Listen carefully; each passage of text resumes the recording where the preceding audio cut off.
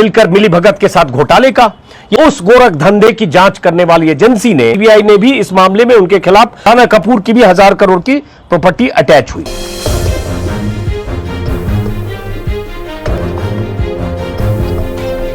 मैं खोजने की कोशिश की कि यह खबर किसी और अखबार में है क्या, तो मुझे हिंदुस्तान टाइम्स में अंडर बिजनेस के पेज पर यह खबर मिली, लेकिन अखबारों में, ज्यादातर अखबारों में मुझे नहीं दिखी। हो सकता कहीं हो, दिखी नहीं। यह सिंगल कॉलम की खबर है। अगर ऐसे देखें तो करीब 3 इंच की खबर है, यह हेडिंग है, और 2.5 इंच की खबर।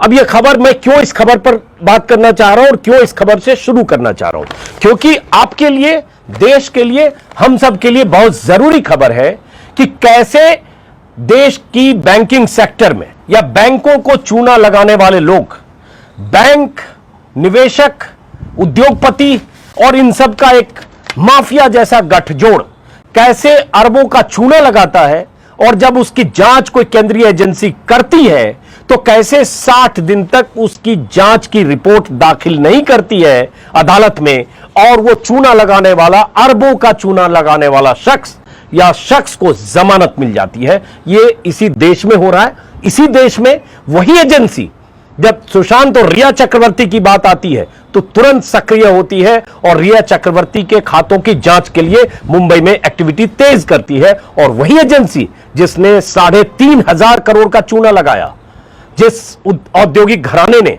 या बैंकिंग सेक्टर के साथ मिलकर फाइनेंस कंपनी ने, उस मामले में वही एजेंसी कितनी लापरवाह होती है। लेकिन खबर छपती है सिंगल कॉलम एक अखबार में, जबकि यह इतनी बड़ी खबर है कि चैनलों पर और अखबारों की सुर्खियां होनी चाहिए, और तस्वीर प्रधानमंत्री मोदी की, वित्त मंत्री की और तमाम बड़े नौकरशाहों की लगाकर सवाल पूछना चाहिए कि जिस गोरख धंधे में अरबों का खेल हो गया, उस गोरख धंधे की जांच करने वाली एजेंसी ने 60 दिन हो गए अपनी जांच रिपोर्ट दाखिल नहीं की, और जो मुख्य आरोपी है, जो गोरख धंधे करने वाला किंग पिन है, उसे जमानत मिलती है। खबर क्या है दोस्तों, बताता हूं।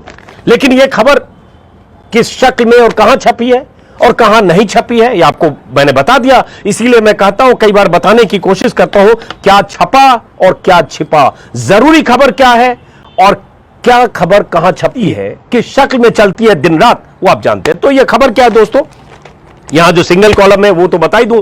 यस बैंक के बधावन बंधुओं को मिली जमानत।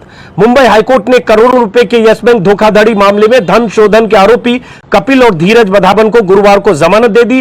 दोनों दीवान हाउसिंग फाइनेंस कॉर्पोरेशन लिमिटेड के प्रवर्तक हैं, और दोनों, हालांकि दोनों जेल में ही रहेंगे, क्योंकि सीबीआई ने भी इस मामले में उनके खिलाफ मामला दर्ज किया है। जेल में रहेंगे, किस्मत है, क्योंकि सीबीआई ने मामला दर्ज रखा है, इसलिए वो बाहर नहीं आ पाएंगे, नहीं तो उन्हें जमानत मिल गई और हाईकोर्ट ने जमानत दे दी, क्योंकि 60 दिन की अवधि में आरोप पत्र, चार्जशीट दाखिल ईडी ने नहीं किया। मामला क्या है बता दे, और उसके बाद जरा गौर से सोचिए कि कितना जरूरी है। यह मामला है यस बैंक के साथ मिलकर मिलीभगत के साथ घोटाले का।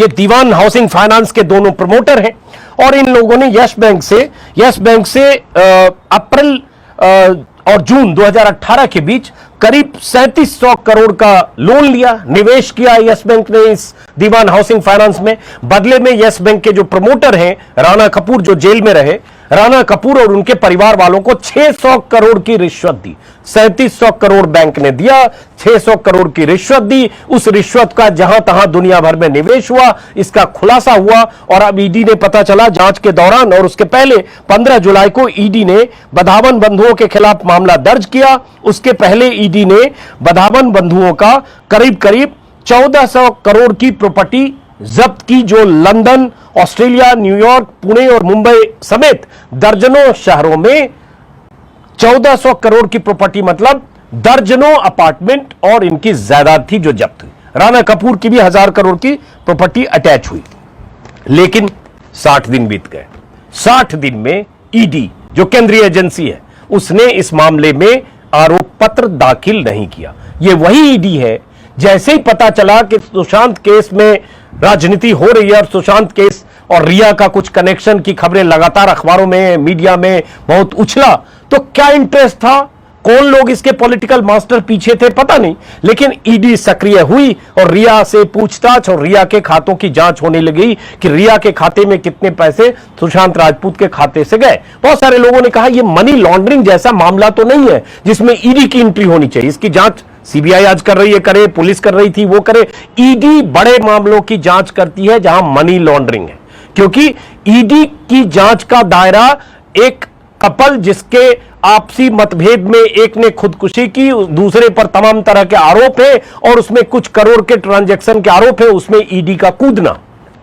और इतने बड़े मामले में जहां देश को 3700 करोड़ का चूना लगाया, जो हमारा और आपका पैसा था, जो खाता धारकों का पैसा था, उस चूना लगाने वाले मामले में, इतने बड़े गोरख धंधे में ईडी ने 60 दिन में जांच रिपोर्ट नहीं दी, क्योंकि ईडी के पास टाइम कहां है। ईडी को ऐसे मामलों की जांच करनी है। अगर वह राजस्थान में सरकार गिराने बचाने का खेल होता है, ईडी की सक्रियता की खबर तुरंत आती है कि ईडी ने छापा मारना शुरू कर दिया। लेकिन जहां ईडी छापा मार चुकी है, जहां गिरफ्तार है, जहां जेल में है, जहां सीधे सीधे बैंक को चूना लगाने का बहुत बड़ा मामला है जो बहुत उछला, लेकिन वहां ईडी आरोप पत्र दाखिल नहीं करती। लानत है कि अगर ईडी के अधिकारी ने 60 दिन में आरोप पत्र दाखिल नहीं किया। लेकिन यह सवाल किससे पूछा जाना चाहिए? क्या यह सवाल सरकार से नहीं पूछा जाना चाहिए?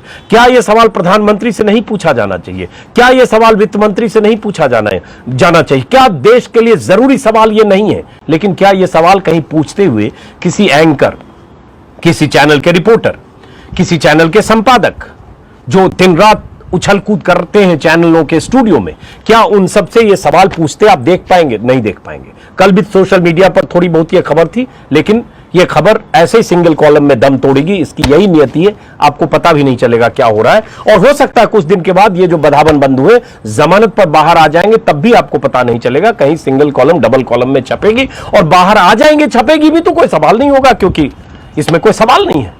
चैनल को सब्सक्राइब नहीं किया है तो प्लीज़ सब्सक्राइब कीजिए और ताज़ा अपडेट पाने के लिए बेल आइकन को दबाना ना भूलें।